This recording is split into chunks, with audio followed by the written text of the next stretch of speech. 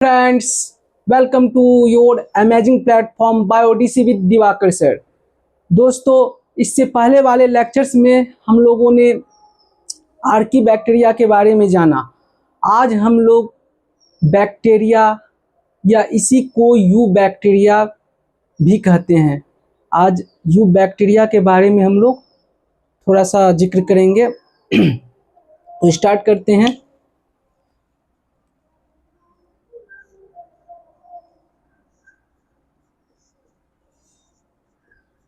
You bacteria याद रखिएगा या इसी को हम लोग बैक्टीरिया भी कहते हैं।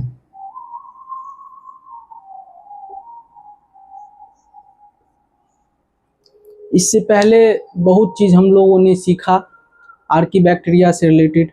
आज बैक्टीरिया का जिक्र करते हैं। बैक्टीरिया याद रखिएगा दोस्तों, ये एक ट्रू बैक्टीरिया होते हैं। ये किंगडम मोनेरा के तहत आते हैं।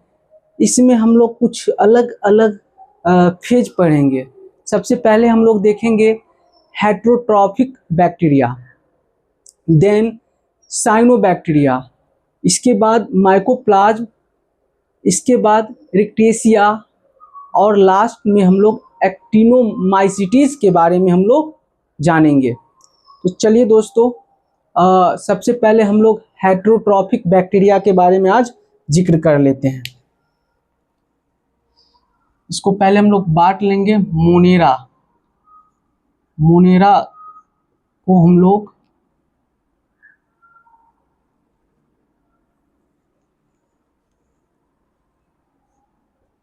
पहला हम लोग देखेंगे हेट्रोट्रॉफिक बैक्टीरिया।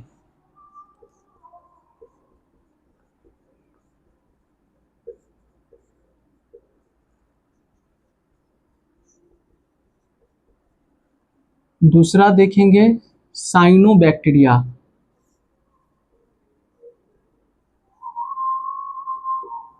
साइनोबैक्टीरिया को ब्लू ग्रीन एल्गी भी हम लोग कहते हैं।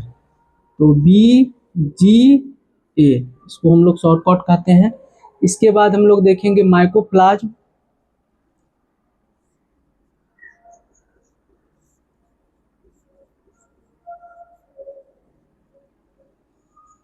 माइकोप्लाज्म के बाद हम लोग देखेंगे rickettsia.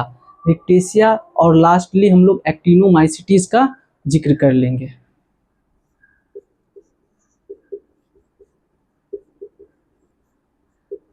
And finally actinomycetes.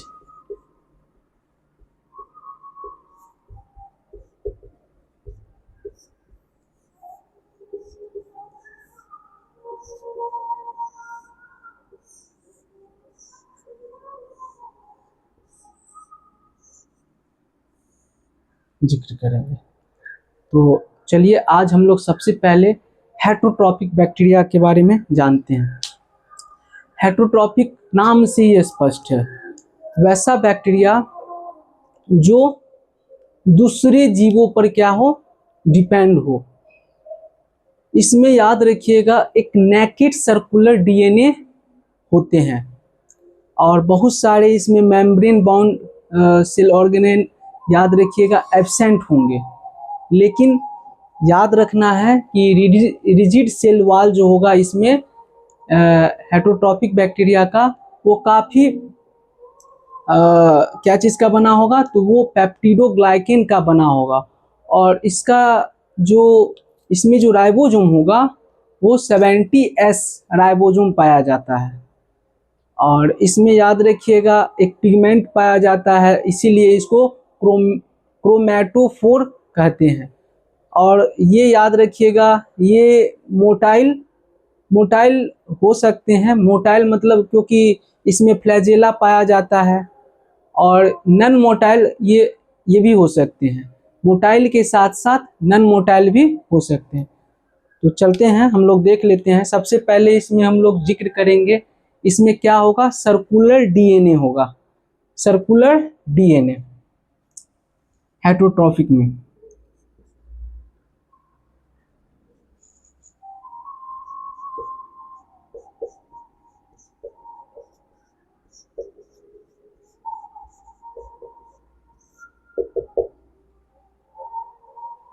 Heterotrophic में याद रखिएगा सबसे पहले ये, इसमें हम लोग देखेंगे कि इसका जो डीएनए होगा वो सर्कुलर होगा, यानी नेक्ड सर्कुलर डीएनए। इसके अलावा इसका जो मेम्ब्रेन बाउंड सेल होगा वो एब्सेंट होगा। तो मेम्ब्रेन बाउंड सेल क्या होगा? Absent. Membrane bound cell organelles absent.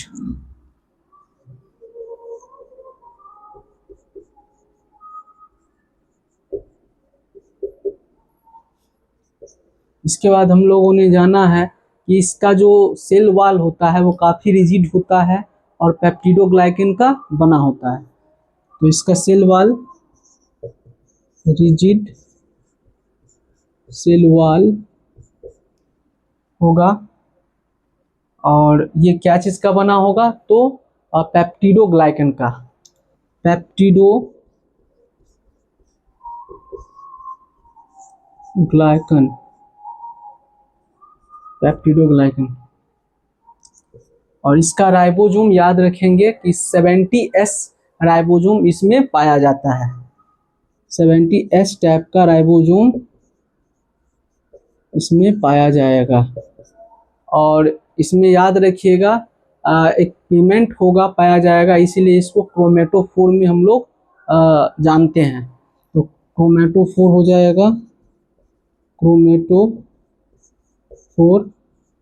क्योंकि इसमें कंटेनिंग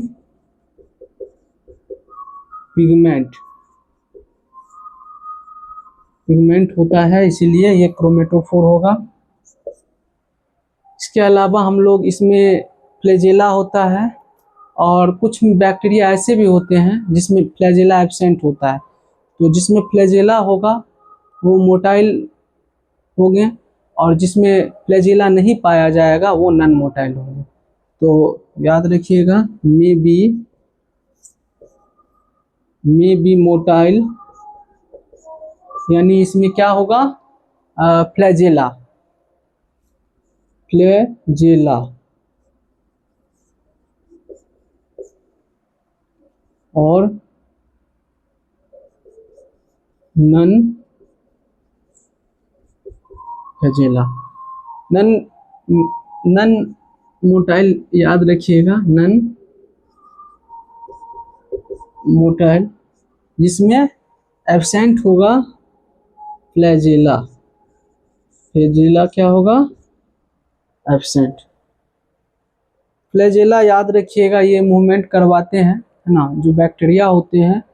तो इसमें फ्लैजेला के माध्यम से ही वे बैक्टीरिया क्या करते हैं, ये खुद को एक जगह से दूसरी जगह जा पाते हैं, क्योंकि ये, इसीलिए फ्लैजेला के कारण ही ये मोटाइल होंगे, और जिसमें फ्लैजेला नहीं होगा वो नॉन मोटाइल।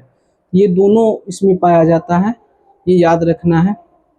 तो सबसे पहले हम लोग याद रखिएगा, जो बैक्टीरिया होते हैं, ये बैक्टीरिया इसमें आ जाएंगे। बैक्टीरिया, ये बैक्टीरिया, या इसी को हम लोग यू बैक्टीरिया कहते हैं, यू बैक्टीरिया। और ये याद रखिएगा ये ट्रू होते हैं, ट्रू बैक्टीरिया होते हैं, ट्रू बैक्टीरिया। इसमें हम लोग आगे देखते हैं अब न्यूट्रिशंस के बारे में। इसमें न्यूट्रिशंस कैसे होता है? तो अभी जस्ट हम लोग देखे हैं कि इसमें पोषण जो होता है वो हेटरोट्रॉपिक होगा, और हेटरोट्रॉपिक में भी जो दो टाइप्स का होता है, जैसे पैरासाइट, सेप्रोफाइटिक, तो ये इसमें होगा। इसके अलावा ये ऑटोट्रॉपिक न्यूट्रिशंस भी करते हैं। ऑटोट्रॉपिक को भी हम लोग दो खंड में बांटेंगे, फोटोसिंथेटिक और कीमोसिंथेटिक। तो ये याद रखिएगा, इसमें न्यूट्रिशंस जो होगा उसको हम लोग रफ कर लेते हैं।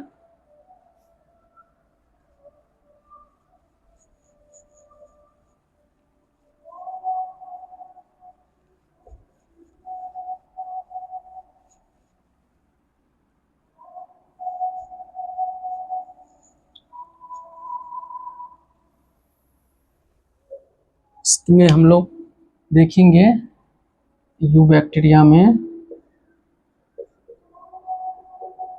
या इसी को बैक्टीरिया, या इसी को हम लोग ट्रू बैक्टीरिया भी कहते हैं। चलिए इसमें हम लोग पहले देख लेते हैं न्यूट्रिशन। न्यूट्रिशन न्यूट्रिशन अभी हम लोग जस्ट जाना है कि इसमें हेट्रोट्रॉफिक न्यूट्रिशंस होगा। Heterotrophic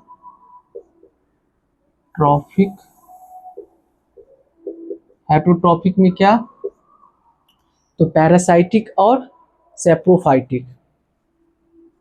parasitic and saprophytic,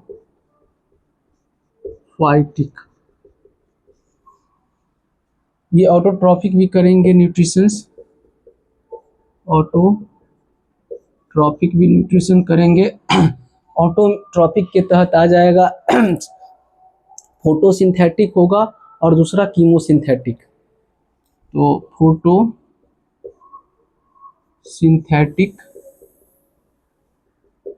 and chemosynthetic,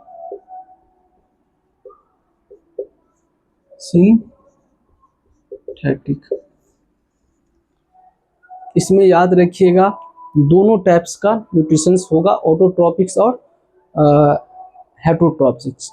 हेट्रोट्रॉपिक्स में हम लोगों ने जाना कि इसमें याद रखिएगा सेप्रोफाइटिक और पैरासाइटिक। पैरासाइटिक याद रखिएगा वैसा न्यूट्रिशंस होता है जिसमें कोई होस्ट बॉडी के शरीर में रह करके वो खुद को क्या करता है, अपना न्यूट्रिशंस गेन करता है। और सेप्रोफाइटिक होता है जो डेड एंड डिकेइंग मैटर्स को क्या करता है, एब्जॉर्ब करता है। ऐसे न्यूट्रिशंस को सेप्रोफाइटिक न्यूट्रिशंस में हम लोग रखेंगे। ऑटोट्रॉफिक में याद रखिएगा फोटोसिंथेटिक, जो अपना भोजन क्या करता है, ये फोटोसिंथेटिक खुद बनाता है। तो फोटोसिंथेटिक याद रखिएगा, इसमें जो प्लांट्स होंगे, जितने भी हरे प्लांट्स, वो फोटोसिंथेटिक करेंगे किसके सहायता से, तो क्लोरोफिल की सहायता से, in the presence of sunlight. और कीमो याद रखिएगा, कीमोसिंथेटिक जो होता है, नाम से स्पष्ट है, कीमो। कीमो का मतलब याद रखिएगा ये केमिकल के द्वारा इसमें कोई भी चीज़ का फॉर्मेशन होता है। तो कीमोसिंथेटिक हो गया और फोटोसिंथेटिक, तो ये दोनों आ जाएंगे ऑटोट्रॉपिक के तहत। अब हम लोग थोड़ा सा इसका क्लासिफिकेशन देख लेते हैं।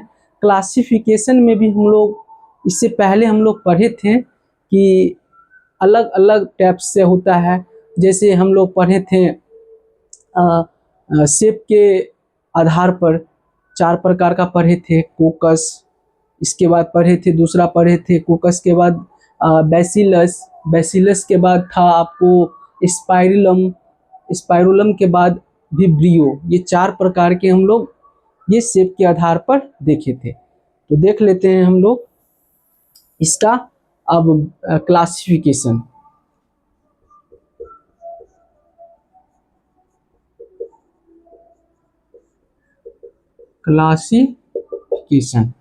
Classification based on shape, shape के आधार पर, बेस्ड ऑन शेप, शेप के आधार पर ये 4 प्रकार के होंगे।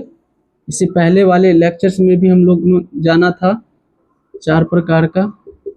पहला हो जाएगा, याद रखिएगा, कोकस होगा, यानी स्फेरिकल कोकस। ये स्फेरिकल कोकस में आ जाएंगे, स्फेरिकल कोकस। इसका जो आकृति होगा वो गोल की तरह होगा। इसके बाद दूसरा याद रखिएगा, ये रॉड शेप बैसिलस होता है ना, तो rod shape bacillus, rod shaped bacillus, ये आपको इस टाइप का होता है रॉड शेप में। और तीसरा याद रखिएगा, ये स्पाइरुलम होता है। तो स्पाइरुलम याद रखिएगा, ये आपको स्पाइरल टाइप का होता है। तो स्पाइरुलम, स्पाइरुलम स्पाइरुलम इस टाइप का स्पाइरल की तरह हो जाएगा। और फाइनली लास्ट जो होता है ये विब्रियो होता है। और विब्रियो याद रखिएगा इसकी आकृति, विब्रियो इसकी आकृति कुछ इस टाइप की होती है। इसमें बहुत सारा फ्लैजेला इस टाइप से पाई जाती है। तो ये 4 टाइप्स हम लोग, ये क्लासिफिकेशन बेस्ड ऑन शेप के आधार पे जाना। इसके बाद इसका अलग अलग, जैसे एक होता है बेस्ड ऑन क्लस्टर, तो क्लस्टर के आधार पे भी हम लोग देख लेते हैं। इसके बाद तो ये याद रखिएगा, स्फेरिकल कोकस, रॉड शेप्ड बैसिलस, दूसरा रॉड शेप के बाद तीसरा हो जाएगा स्पाइरुलम और चौथा विब्रियो।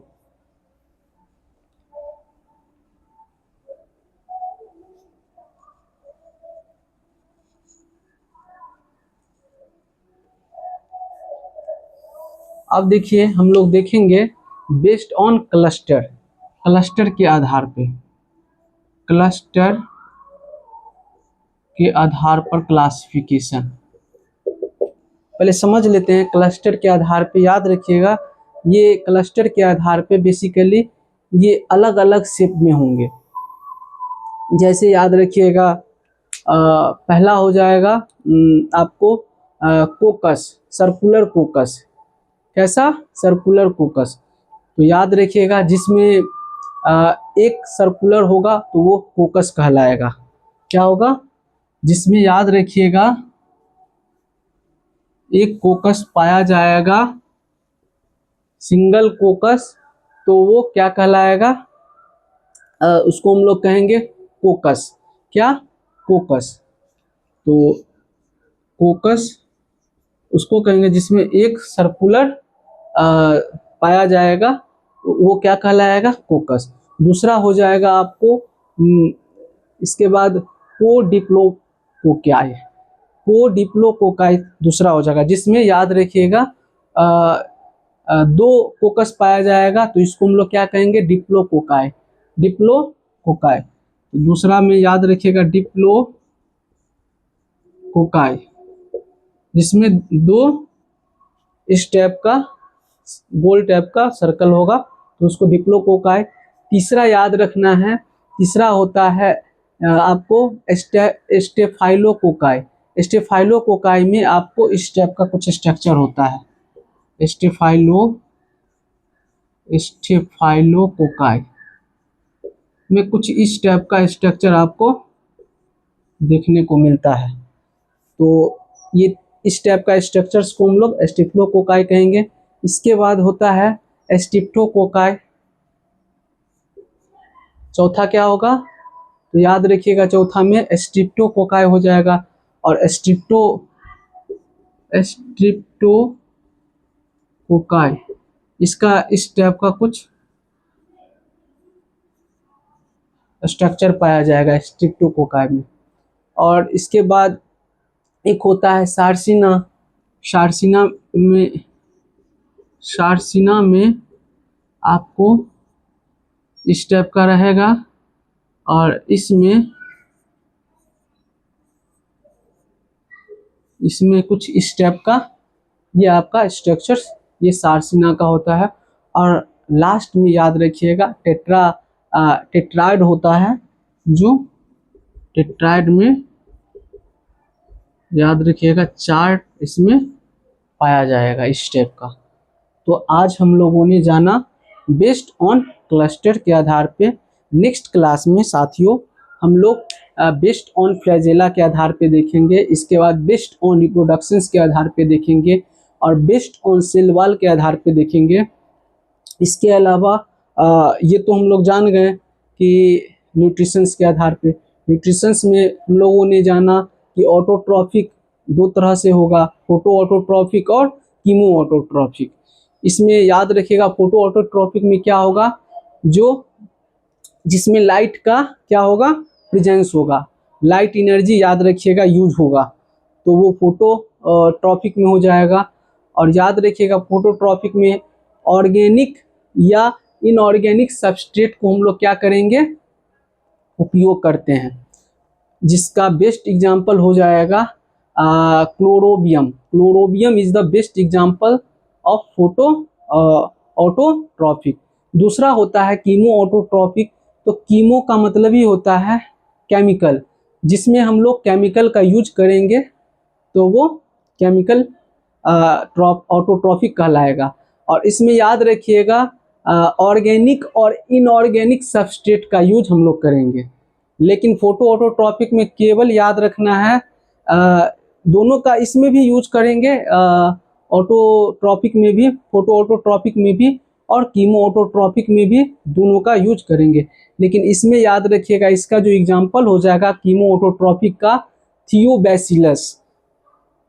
थियोबैसिलस एग्जाम्पल हो जाएगा कीमो ऑटोट्रॉपिक का। नेक्स्ट क्लास में हम लोग ये सारी चीज़ों को अच्छे से जानेंगे।